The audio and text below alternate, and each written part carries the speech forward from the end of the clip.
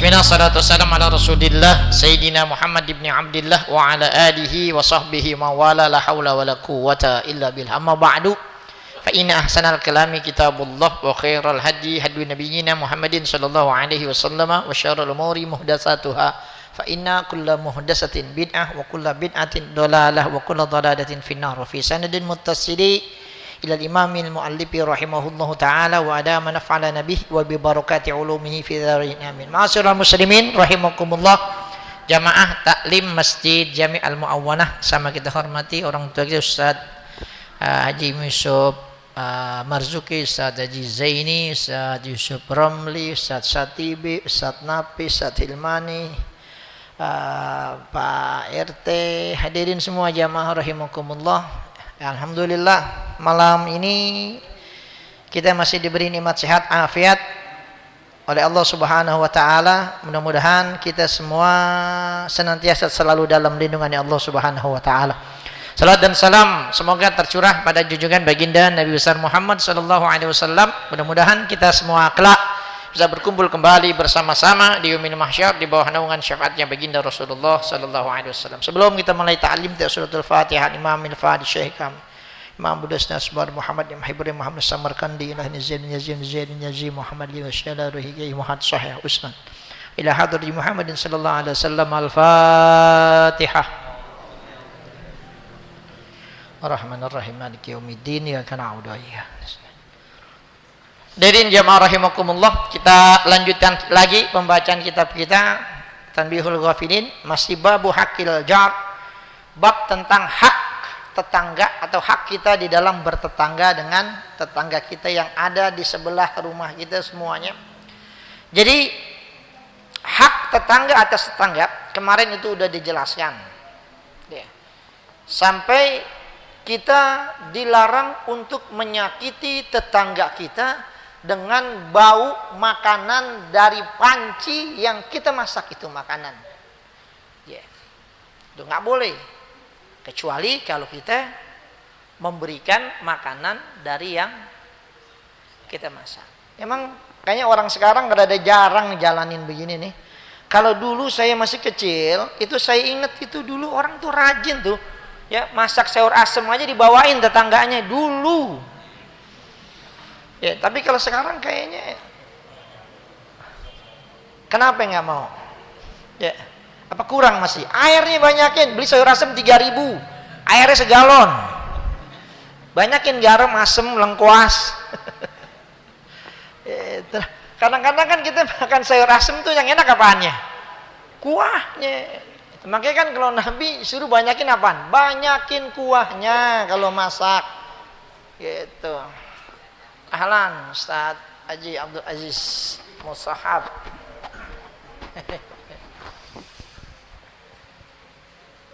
Ya Allah. Kemarin belum Pak Haji itu ya. Jumat pagi ya. Ya jadi seperti itu. Waruya fi khabarin akhar, dan diriwayatkan dalam riwayat yang lain, ziyadatun ala hadhihi tis'ah, tambahan dari yang 9, wal ashiru, dan yang ke-10 adalah Allah tutila bina'aka alaihi illa bitibatin min nafsih. Ya. Nih hadirin jamaah yang dimuliakan Allah Subhanahu wa taala, ya. Jangan kita meninggikan bangunan rumah kita kecuali ya itu atas kerelaan hati, kerelaan jiwa dari tetangga kita. Tuh, ya, nih mohon izin dulu nih Pak, tetangga saya mau apa? Mau ningkatin rumah, gitu.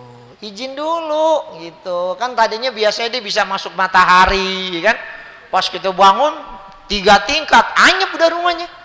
Gitu, nggak ada matahari lagi masuk udah. Dari mana udah jemuran nggak kering-kering udah ketutup sama kita. Itu hadirin, itu sampai kayak begitu hadirin rahimakumullah. Ini kita kadang-kadang kagak. Airnya dibuang ke rumah tetangga kita. Ada nggak yang rumahnya begitu?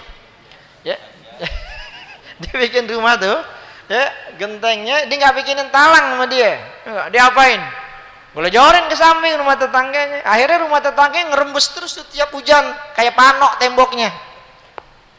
Gitu. Makanya hadirin jamaah rahimakumullah, nggak boleh begitu.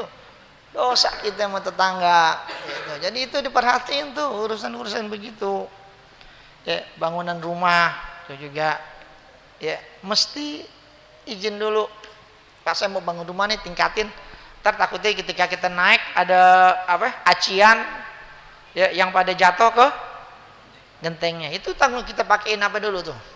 Kayak ya jaring gitu kan. Tapi kan kadang-kadang tetap aja ada yang jatuh kan. Nah, terus selesai kita rapiin dah tuh, kita bersihin tuh pasir-pasir yang pada jatuh di rumahnya. Udah gitu gentengnya genteng model daun lagi zaman dulu.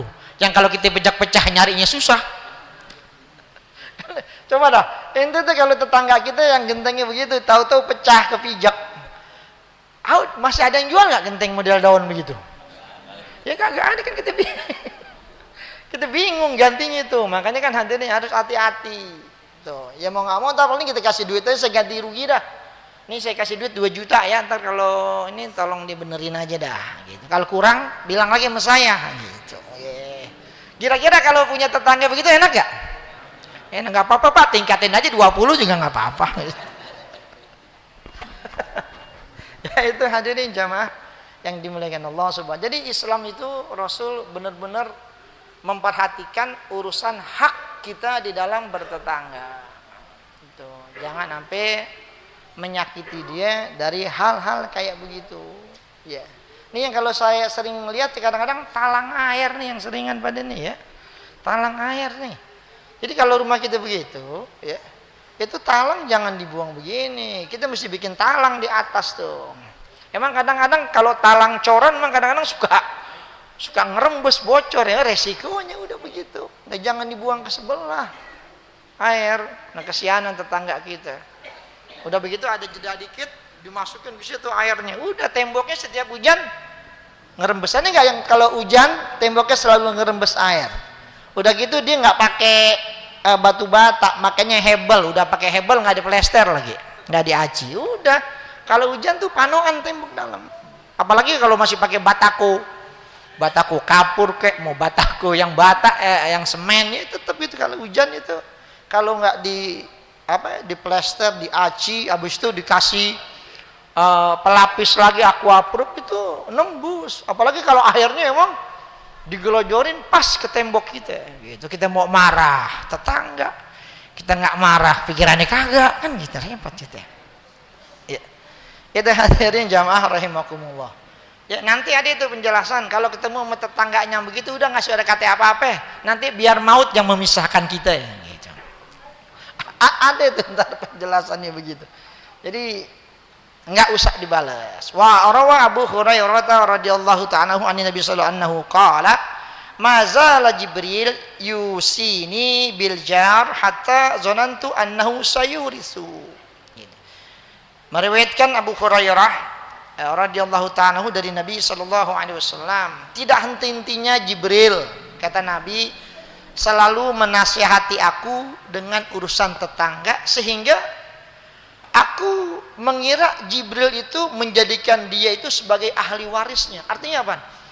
Begitu penting banget diingetin. Sampai emang orang kan kalau namanya saudara kan perlunya luar biasa kan. Udah kayak sama orang yang bakal dapat waris aja perlu banget diingetin lagi tentang urusan dengan tetangga. Tuh, makanya kita ini sama tetangga jangan pada marah-marahan. Ada di sini yang sama tetangga marahan? Enggak ada. Itu hadirin rahimakumullah. Udah gitu saudara lagi marahan juga. Udah tetangga, udah saudara. Hadirin ya rahimakumullah. Warwa Abu Hurairah radhiyallahu ta'ala an Rasulillah sallallahu alaihi wasallam annahu qala ya Abu Hurairah kun wari'an takun a'badun nas. Ya, Nabi dalam riwayat dari Abu Hurairah ya, beliau bilang begini, ya Abu Hurairah, jadilah kamu orang yang wara, maka kamu akan menjadi manusia yang gemar beribadah. Gitu. Ya, itu. Lalu kemudian wakun qani'an takun ashkarun nasi. Jadilah kamu orang yang merasa cukup ya maka kamu akan menjadi manusia yang bersyukur. Itu cukup. Hadirin rahimakumullah. Kita ini hidup nggak usah macam-macam lah, ya. Yang ada aja udah nikmatin, kan gitu. Hadirin, yang ada aja, kita nggak usah ngelihat orang rumahnya punya mobil, punya ini, punya itu, nggak usah. Lagi kita ngapain lihat yang begitu? Nggak bakal kita punya sampai kita mati juga. Gitu. Dari mana duitnya? Enak kali ya punya rumah 5.000 meter, ada kolam renangnya, pembantu 10, mobil di depan berjejer 5. Kalau pulang tinggal pencet remote, pintu terbuka sendiri, kan gitu. Nyampe kita punya rumah begitu. Ya udah ngelihat begitu tuh, kita cuma ngelihat buat iktibar aja. Hadirin rahimakumullah. Artinya apa? Orang-orang yang hidupnya kayak begitu, itu juga belum tentu senang juga jiwanya, hatinya. Karena orang tuh yang penting bersyukur. Itu kan, lihat no Jawi, begitu udah bersyukur udah enak banget tuh dia, Jawi ya. Indah aja udah gitu. Di jalan nih ke Blok M megang duit 10 juta enak banget udah. Iya ya. Dia biasa itu kalau ke Jawa tuh bawa duit 20 juta gitu. Makanya dia nggak pulang-pulang di Jawa. Ya, naik motor lagi. Tapi sekarang saya udah nggak kasih, dia udah tua. Udah nggak kuat, ya udah, nggak usah Jawa-Jawa lagi udah. Ya. Jadi ente kalau mau ziarah itu ente baca biografinya aja dah. Sama juga ente ziarah sama orang-orang yang diziarahin. Daripada ente ziarah, yang ente ziarahin siapa? Oh, gue mau nggak kenal gitu ya. Dia nggak kenal, mendingan ente tahu biografinya. Kirimin doa. Lalu wa ahibbalin nasi ma tuhibbu li nafsika takun mu'minan. Ya. Jadi ini cintailah untuk orang-orang akan sesuatu yang kamu cintai, ya. Itu untuk dirimu sendiri. Jadi gini, pokoknya kita cinta kita sama sesuatu itu kita dahulukan orang atas diri kita sendiri. Ya. Itu kita enak banget kalau makan durian gitu. Tapi kita pikirin juga buat orang lain. Jadi kalau beli durian itu kita mesti beli buat berapa banyak nih gitu. Kalau nggak belum segitu gue nggak mau beli durian. Pokoknya tetangga gue mesti bawain atu-atu. Dari mana nih? Dari Bang Napis durian. Banyak gusuran dia, katanya gitu. Masa beli durian doang gusuran kan gitu. Jadi apa yang dia cintai itu sama dengan untuk orang lain gitu. Jadi kayak begitu. Apa yang dia nggak sukai terjadi sama dirinya, dia juga nggak pengen itu terjadi sama orang lain. Kalau dia dapat kenikmatan, dia pengen orang juga mendapatkan kenikmatan itu. Bukan cuma dia doang sendiri yang merasakan kenikmatan. Itu makanya hadirin jamaah rahimakumullah, sama nih kayak model korban, ya. Korban itu ya harta yang kita keluarkan itu kan kita ngorban 3,5 juta, ya. Paling dikasih sama panitia daging berapa kilo? Taruh dah 5 kilo segede-gedenya. Coba kalau kita beli di pasar dapat berapa kilo? 3,5 juta.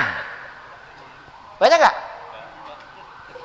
Logikanya, kenapa kita mau ngorban? Karena kita pengen berbagi dengan orang-orang gitu. Ya bukan buat mikirin diri kita doang. Tuh makanya hadirin jamaah yang dimuliakan Allah Subhanahu wa taala, yang namanya korban itu kan begitu. Makanya dalam satu riwayat hadis dikatakan innalillahi ubadan. Sesungguhnya bagi Allah itu ada hamba-hamba yahtasimu bin ni'amil limanafi'il ibad. Itu ada bagi Allah itu hamba-hamba, ya, yang suka berbagi nikmat dan memberi manfaat kepada orang lain. Bin ni'am limanafi'il ibad. Jadi ada orang-orang memang begitu. Mereka ini gemar untuk berbagi dengan orang. Karunia yang ada dikasih sama orang. Itu hadir. Ini memang ini watak ini memang Allah tanamkan tuh di jiwa-jiwa orang-orang yang pemurah. Makanya kalau orang-orang yang model-model pelit rada-rada susah juga kita ngoreknya susah. Orang dosanya kita minta susah, apalagi pahalanya. Ya orang-orang pelit tuh kadang-kadang hadirin rahimakumullah. Umroh setahun sampai 3 kali. Umroh mulu. Ya. Giliran korban enggak mau. Itu buat apaan umroh banyak-banyak? Umroh itu kan kadang-kadang buat kesenangan pribadi. Umroh yang lihat Ka'bah dia, yang nginep di hotel dia, yang naik pesawat dia semuanya. Ada tetangganya yang ngerasain? Enggak, pun dia doang. Gitu. Kalau giliran ngorban susah banget. Itu makanya hadirin jamaah rahimakumullah, itu ada hamba-hamba yang memang Allah beri dia karunia dan dia suka berbagi dan memberi manfaat buat orang lain. Lalu dikatakan faman bakhila bitilkal manafi'i 'alal ibadi naqalahallahu ta'ala anhu wa hawwalahu ila ghairi. Maka barang siapa yang bakhil, yang pelit ya dengan karunia yang Allah kasih buat mereka, ya, yang Allah kasih dan dia nggak mau tuh berbagi dengan hamba-hambanya, nanti yang terjadi apa? Allah akan geser, Allah pindahin itu rezeki buat dia, Allah geser, Allah pindahin rezekinya dikasihin kepada orang-orang lain. Maka itu hadirin, mereka ngorban begitu. Ngorban tuh kalau bisa tiap tahun, tiap keluarga satu keluarga tuh minimal paling nggak tiap tahun 1 ekor kambing dah, atau satu gabungan, tahun ini bapaknya, tahun besok ibunya, tahun besok anaknya, begitu tiap tahun. Itu canangin gitu. Dan itu tidak jadi korban nazar begitu. Kadang-kadang tuh kalau korban itu harus disebutin sunnahnya, enggak juga. Korban itu kan di hati. Kalau yang namanya nazar itu kan kalau digantungkan dengan sesuatu baru namanya nazar. Yang dagingnya itu enggak boleh dimakan sama dia. Saya nazar nih kalau kontrakan laku, ya kalau tanah saya laku, saya mau beli sapi yang beratnya 1 ton. Aneh mau beli sama Ustadz Ijat gitu misalkan, udah tahu laku, wajib dibeli, nggak boleh sama yang lain. Ustadz Ijat belinya udah gitu. Cari berapa harganya, udah tawar menawar dah, orang bisa dapat miliaran ya, duit 100 juta aja mah enteng. Itu yang dinamakan nazar, dan dia nggak boleh makan dagingnya. Tapi kalau dia minta di masjid daging boleh nggak? Boleh, yang penting jangan sampingnya dia gitu. Nah sekarang kalau di masjid gimana misainnya? Ya udah panitia pokoknya udah husnuzon aja udah. Ini yang kita kasih dia nih bukan dagingnya no. Nah gimana beda? Ini emang dagingnya. Gitu udah begitu. Jadi boleh nggak? Boleh, nggak ada masalah. Gitu. Hadirin jamaah rahimakumullah. Jadi korban nazar itu kalau dia digantung, kalau cuman korban-korban begitu emang tiap tahun kita selalu biasa ngorban tuh gitu. Makanya kan ada yang orang tuh ngorban 1 kambing buat sekeluarga. Emang boleh? Ya boleh-boleh aja. Ya. Sebenarnya kan 1 kambing itu kalau ada 1 keluarga berkorban dengan 1 ekor kambing, maka itu mencukupi buat seluruh keluarga. Artinya apa? Mereka semua dapat keberkahan dari korban itu. Mereka dapat ampunan semua sekeluarga dengan korban 1 orang itu. Tapi tetap menggunakan 1 nama keluarga Muhammad Nafis, gitu, nggak apa-apa begitu. Tapi jangan ditulis anaknya semuanya, bininya. Nah kambing atu, Nafis, bininya, anaknya berapa, diserahin ke panitia. Ustaz, saya ngorban nih, ini namanya berapa ekor? Atu, ini kan namanya 9. Gitu. Ya jadi gitu. Jadi cukup untuk semua. Ini kadang-kadang kan begitu, kalau musim korban ada aja pertanyaan begitu. Ada lagi pertanyaan akekah sama korban, duluan mana harusnya lagi musim Idul Adha. Ya Allah, yang begitu biasanya nanya doang, ngorban kagak, akekah kagak. Capek kita nanyanya, jawabnya, bosen. Sekarang kembaliin aja ke hukumnya. Akekah hukumnya sunnah muakkadah, korban hukumnya sunnah muakkadah. Lalu kemudian kita lihat waktunya. Akekah waktunya kapan? Bebas atau tertentu? Bebas. Kalau korban tertentu, cuma tanggal 10, 11, 12, 13. Boleh nggak kita ngorban ntar bulan Maulid? Orang lagi Maulid, kita motong samping, ngapain? Saya mau ngorban. Nggak bisa. Gitu. Jadi kalau lagi begini ngapain? Ya ngorban dulu. Akekah mah kapan aja. Yang begitu nanya doang biasanya. Di akekah kagak juga ngorban kagak. Itu kadang-kadang hadirin jamaah rahimakumullah. Ini apalagi ntar nih, Idul Adha jatuh hari Jumat. Sholat Jumat apa kagak? Begitu nanyanya, ya Allah hadirin. Logika aja. Sholat Idul Adha hukumnya apa? Sholat Jumat Masa ya gara-gara kita sholat sunat yang wajib jadi kita kagak kerjain? Itu logikanya aja begitu. Jadi ngapa nanya pakai begitu? Gitu. Masa kita nggak usah sholat isya dah, kita sholat tarawih aja cukup gitu. Nah, ngaco, yang wajib tuh sholat tarawih, sholat isya, tarawih mah sunat gitu. Orang sholat tahajud giliran subuh tidur. Cukup udah gue sholat tahajud gak sholat subuh lagi, ya gak bisa. Ya memang dulu waktu zaman Nabi ada riwayat begitu. Ya zaman Nabi itu kan dulu sholat Jumat cuma satu titik di Masjid Nabawi. Jadi orang yang tinggal di kampung di pedalaman itu kalau sholat Jumat itu harus di Masjid Nabawi. Nah kita sekarang masjid banyak banget. Ya jadi mereka kalau jalan pagi habis subuh dia jalan sampai di Masjid Nabawi itu bisa jam 11. Jadi kalau dia pulang juga udah sore. Nah kalau sekarang dia harus berangkat sholat Idul Adha, Idul Fitri. Lalu kemudian dia harus pulang lagi untuk sholat Jumat, nggak keburu waktunya karena jarak yang jauh. Nah itu makanya waktu itu dibolehkan mereka sholat Id, tapi nanti sholat Jumatnya diganti dengan sholat Johor. Nah sekarang kita masjid di mana-mana gitu. Jadi nggak ada ceritanya, tetap wajib sholat Jumat. Jangan ditulis pintunya karena tadi udah sholat Idul Adha, sholat Jumat libur dulu. Ngajinya di bawah bedug yang begitu. Ya jadi begitu. Jadi inna budala ummati lam yadkhulul jannata bi sholatin wala siyamin walakin dakhuluha bi samahatil anfus. Dikatakan sesungguhnya orang-orang soleh dari umatku, kata Nabi, mereka tidak masuk ke dalam surga dengan sholat mereka dan tidak juga dengan puasa mereka, tetapi mereka masuk ke dalam surga itu dengan kedermawanan hati, kelapangan hati, jiwanya itu orangnya pemurah, orangnya itu ringan tangannya buat nolong, buat bantuin orang. Jadi bukan gara-gara magun malamnya hebat, puasanya rajin, bukan. Tapi karena hatinya itu lapang buat nolong orang. Kita lihat riwayat orang yang banyak dosanya, yang gara-gara dia nolongin anjing keausan, dia rela lakukan itu, diampuni dosanya sama Allah Subhanahu wa taala. Padahal amal ibadahnya belum kelihatan. Di situ makanya ini kita hadirin rahimakumullah. Ya, diajarkan gitu berempati dengan saudara-saudara kita itu. Bahkan riwayat Rasul pernah mengutus pasukan tentara yang dipimpin oleh Qais bin Sa'ad bin Ubadah. Ini Qais ini memang terkenal hartawan dan dermawan. Lalu di tengah perjalanan pasukannya kelaparan, nggak ada makanan. Akhirnya apa yang dia lakukan? Dia menyembelih 9 ekor onta lalu dibuat makan pasukannya semua. Lalu kemudian disampaikan kepada Nabi SAW kemurahan daripada Qais bin Sa'ad.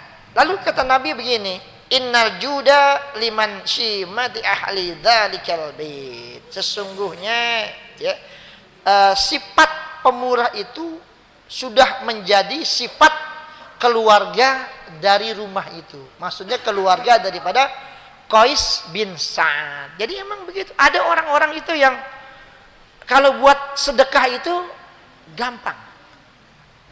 Ada orang yang kalau sedekah itu rada susah. Kalau di sini kayaknya enggak. Sembayang rajin, sedekah berat. Gitu. Ada di sini yang begitu? Enggak ada. Ya begitu. Tapi orang yang bagus apa? Ibadatnya rajin, ngajinya rajin, orangnya juga dermawan. Kenapa? Dia ngamalin itu semua. Maka itu hadirin jamaah yang dimuliakan Allah Subhanahu wa taala. Makanya Nabi pernah berkata kepada Zubair, "Ya Zubair, wahai Zubair, iklam, ketahuilah anna mafatiha irzaqil ibad, bahwasanya pintu pembuka rezeki seorang hamba itu udah Allah gariskan." Ya, kepada seorang hamba itu tergantung bagaimana dia menafkahkan karunia yang Allah kasih. Kalau makin sering dia menafkahkan hartanya, maka Allah Subhanahu wa taala akan memperbanyak karunia rezekinya. Wa man qalla qallalalahu. Nah, kan barang siapa yang uh, pelit, sedikit mengeluarkan karunia hartanya, maka Allah akan sedikitin juga hartanya. Tuh, hadirin rahimakumullah. Kan nggak pernah ada ceritanya orang yang dermawan di kampung kita, lalu kemudian hidupnya melarat, kebelangsak. No, Haji Gopar sekarang hidupnya susah, no. Lagi tiap tahun korban mulu. Maulid nyumbang, motong kambing, motong sapi. Kelihatan tuh anaknya pada susah.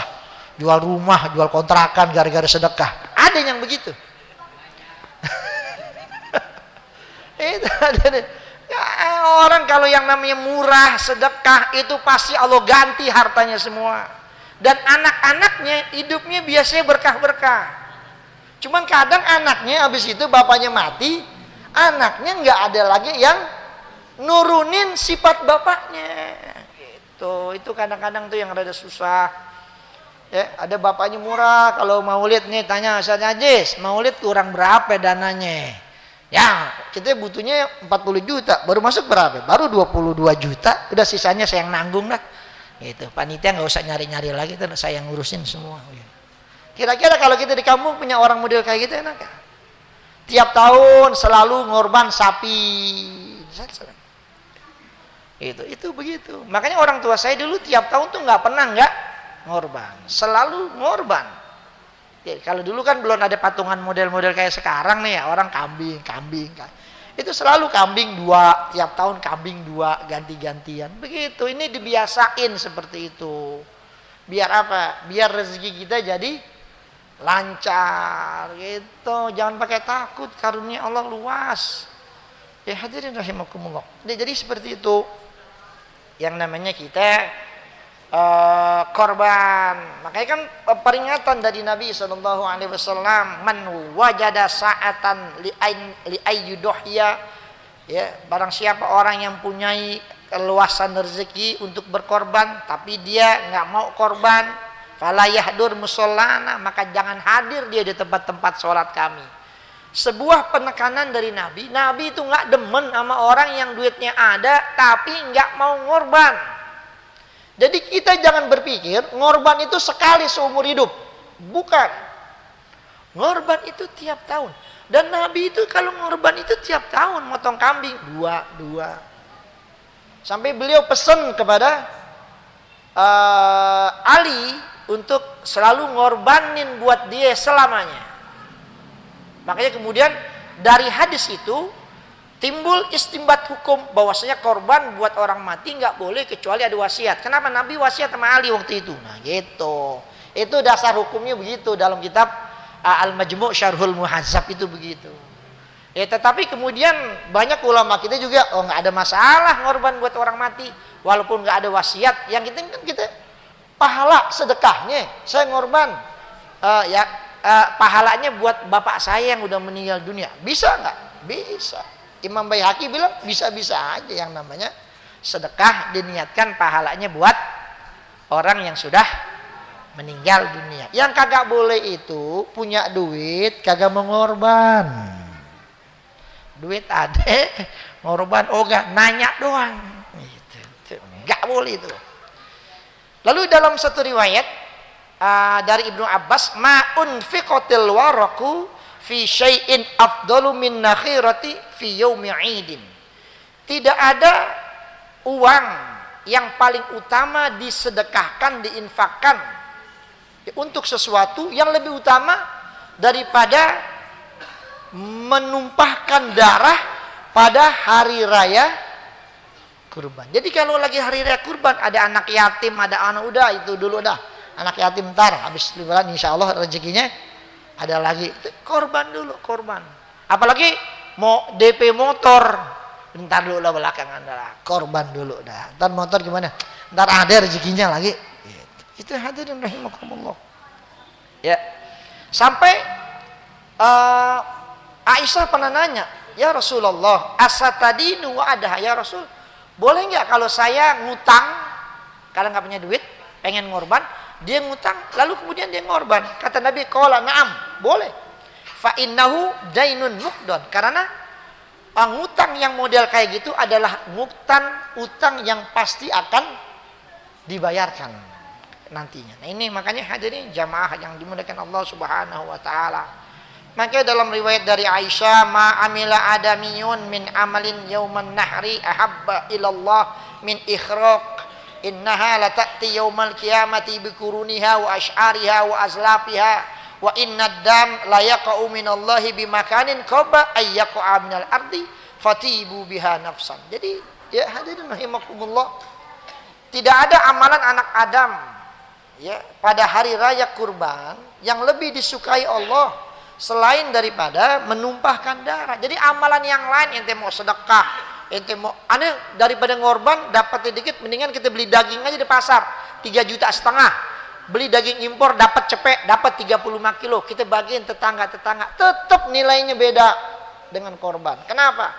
Karena korban, ketika kita korban itu kan tadi dikatakan innaha la ta'ti yaum, sesungguhnya korban itu nanti akan datang pada hari kiamat dengan tanduknya, dengan bulunya, dengan kakinya.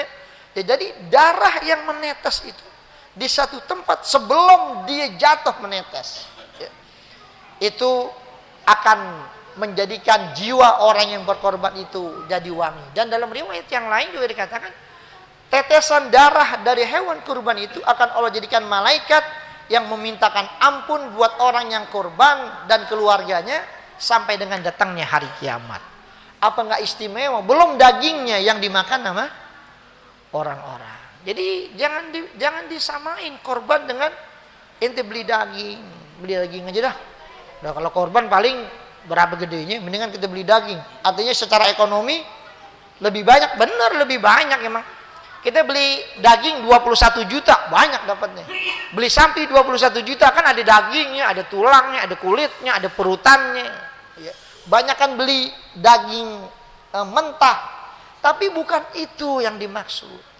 Yang dimaksud berkorban dengan menumpahkan darah. Itu seremonial yang pertama kali dilakukan oleh Habil dan Qabil. Jadi riwayat kurban itu pertama kali dilakukan oleh Qabil sama Habil waktu berebutan cewek. Namanya siapa? Iklimah. Ya, ini berebut nih. Qabil nggak mau sama Labuda hitam, dia maunya sama Iklimah. Tapi aturannya harus dikepang, nggak boleh serahim kawin.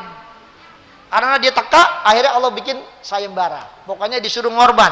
Siapa yang berkorban yang lebih baik, maka dia yang menang. Nah, Habil dia ngorbannya yang bagus-bagus, sayuran yang cakep-cakep. Terus hewannya juga, kambingnya, dombanya yang bagus. Nah, Qabil emang dasarnya pelit, makanya kalau ada orang yang model-model pelit itu emang darah Qabil tuh, di DNA Qabil. Ya, lo DNA Qabil lo. Gitu, bawaannya berat aja gitu. Kalau Habil bawaannya enteng aja tuh ngeluarin darah. Gitu. Akhirnya yang diterima siapa? Ya Habil kan. Nah itu kemudian ketika Nabi Ibrahim falamma aslama wa tallahu lil jabin wa nadainahu ayya Ibrahim qad saddaqta ru'ya inna kadzalika nadzil muhsinin. Lalu wafadainahu bizibhin azim. Kami tebus Ismail dengan sembelihan hewan domba yang besar.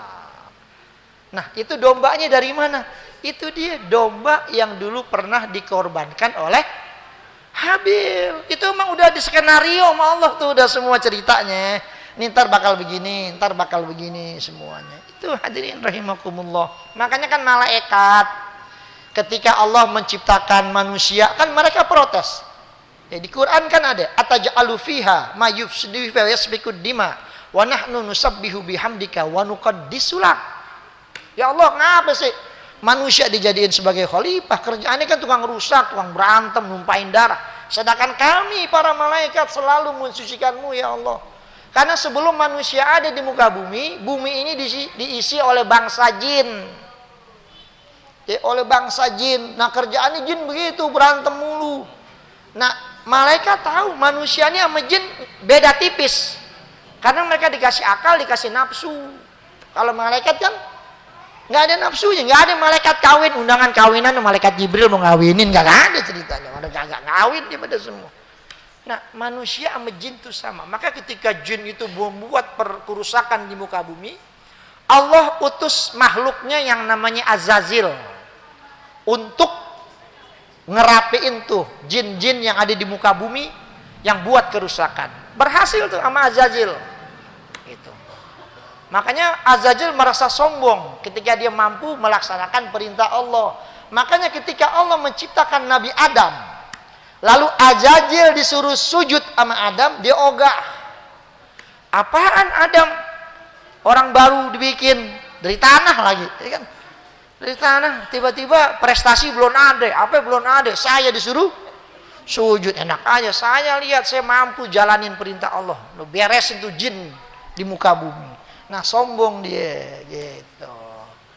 Maka Allah kutuk dia menjadi iblis. Tuh, hadirin rahimakumullah. Makanya kan ketika malaikat protes, itu Allah cuma bilang inni a'lamu ma la ta'lamun. Nah, ketika Nabi Ibrahim lagi mau nyembelih Ismail, tuh malaikat dipanggil semua. Yang pada protes dulu mana malaikat sini? Ente bilang manusia itu kerjanya nggak benar. Sekarang lihat nih Ibrahim, ya aku suruh sembelih anaknya, dia rela lakukan itu. Maka kemudian harus sujudan. Malaikat semuanya sujud kepada Allah, takjub dengan apa yang dilakukan oleh Nabiullah Ibrahim selaku manusia yang dulu mereka bilang manusia itu kerjaannya kagak yang benar.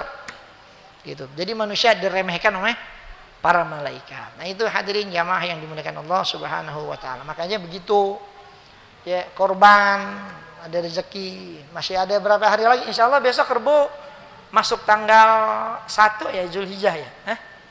Ya saya sih belum lihat gituannya. Kalau nggak salah besok Rebo udah masuk tanggal 1 tuh. Ya.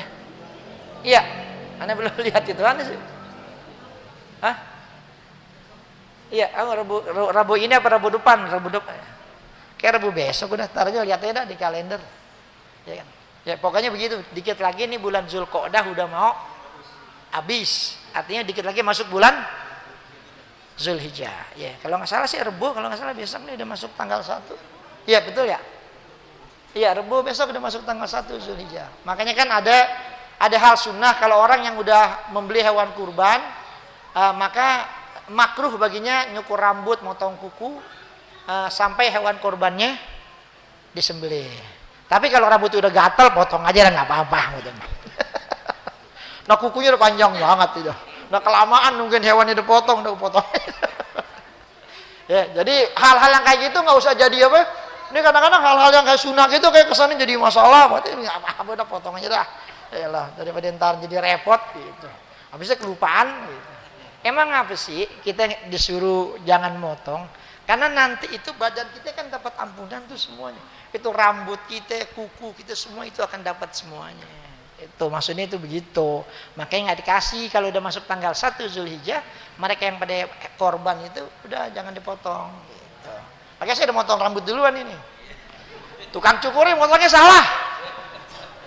Bang, kotak-kotak bang kayak tentara dibotakin. Aduh, jari nata juga rambut menumbuh lagi. Tapi kalau motong begini enak gitu ya. 5 bulan baru motong lagi. Awet. Hadirin jamaah rahimakumullah, demikian ta'lim kita, mudah-mudahan Allah berikan kita ilmu yang bermanfaat, Allah luaskan kubur kita doakan seluruh jamaah haji yang melaksanakan ibadah haji, mudah-mudahan mereka semua diberikan keselamatan, kemudahan oleh Allah Subhanahu wa taala, mendapatkan haji yang mabrur, kembali ke tanah air dalam keadaan sehat afiat, dan kita semua mudah-mudahan bisa menyusul mereka semua untuk melaksanakan ibadah haji. Tilka niyah, al-Fatihah.